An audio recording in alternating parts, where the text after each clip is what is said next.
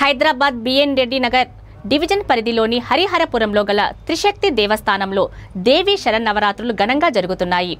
ఉత్సవాల్లో భాగంగా తొలి రోజు ఉదయం ఆలయ పూజారి సుధాకర శర్మ ఆధ్వర్యంలో చండీ హోమం నిర్వహించారు.